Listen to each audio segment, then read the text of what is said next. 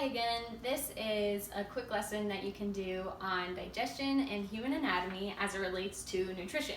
So you don't have to buy a poster like this. You can find great diagrams on Google Images, or maybe you have a book lying around already like this. This is just a poster that I already had.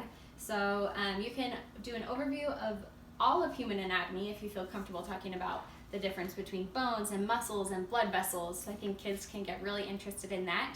And this is also a great way to show some of the internal organs of the digestive system.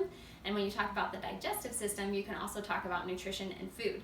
And one thing that I actually do really recommend investing in, if you want to talk a lot about nutrition and incorporate that into homeschooling or other activities and experiments, is this really awesome apron. It ties in the back.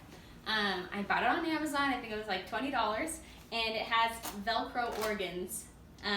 Not just digestive organs. It has the lungs and heart as well, but it features basically all of the digestive tract, and it's super fun for kids to play with and learn about the different aspects of digestion. So we're going to talk about digestion and give a brief overview.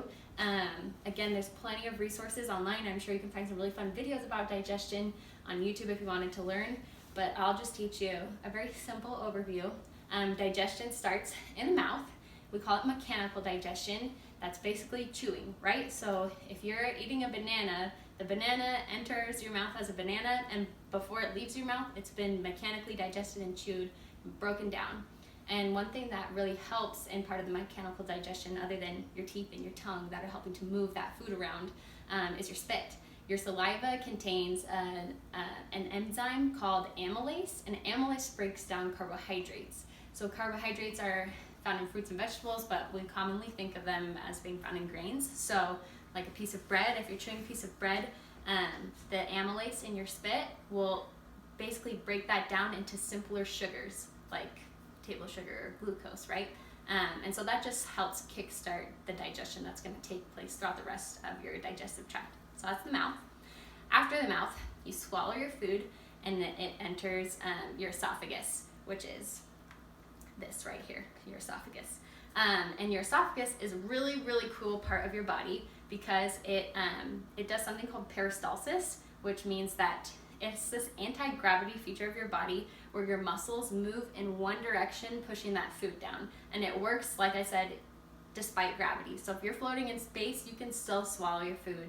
And if you turn upside down, you can still swallow your food. So this is a fun activity that I always did with my kids in camp. So I would get a glass of water with a straw, and I would have the kids get upside down on a chair or somewhere where they could be comfortably upside down. And then you put the straw in their mouth and let them drink the water. And instead of going out their nose like they think it's going to go, it just goes right down like it normally would. So that's a fun way to learn about peristalsis in real life. Once the food passes through your esophagus, it gets deposited in your stomach. That's your liver. This is your stomach. And your stomach is full of acid, and the acid in your stomach helps to break down some of that food even more. For your kids who may not really understand what an acid is, you can maybe talk to them about something acidic that they've tried in their life, like lemonade. You could talk to them about when they've thrown up in the past and they've felt that kind of burning in their throat. That's from the acid in your stomach, right? And you could even talk about how disgusting, but when you throw up, you know that your food is in a different state than when you ate it, right? That's because digestion is going on. So another thing that goes, so after you go from your stomach, you get passed into the small intestines first. So you kind of imagine that the stomach goes under here to the small intestines.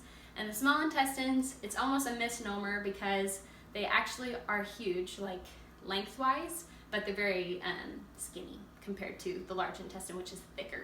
So the small intestines are super big, and maybe at the end of this I'll take them off and you'll see like how long they are. I don't know how to scale this is, but it's a good representation. And so the small digestion is really where the small intestine is where almost all of digestion really takes place. You're going to be digesting your fats with something that's produced by your liver called bile, and it helps break down those fats.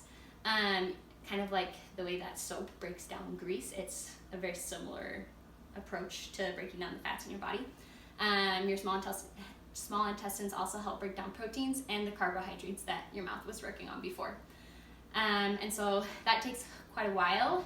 as you can see, because there's a lot of these little squiggly areas to pass through in the small intestines. And one of the most important things that the small intestines do for us as they are breaking down the food even further is they're also absorbing the nutrients that we get from the food. So this is where absorption happens. This is where you're getting all of your vitamins and your minerals that you need from your food, and the carbohydrates and proteins that you need, that your body needs to function. And when we're done in the small intestines, we move to the large intestine. And the main function of the large intestine is to remove water from what's left after your small intestines. And so again, kind of disgusting, but for anyone who's had diarrhea, you know that your poop is a different consistency than it normally is, and that's because it has moved really quickly through your digestive system, and it has not had the time to get the water adequately removed in the large intestine because it didn't spend enough time there. And so we're really grateful for the large intestine.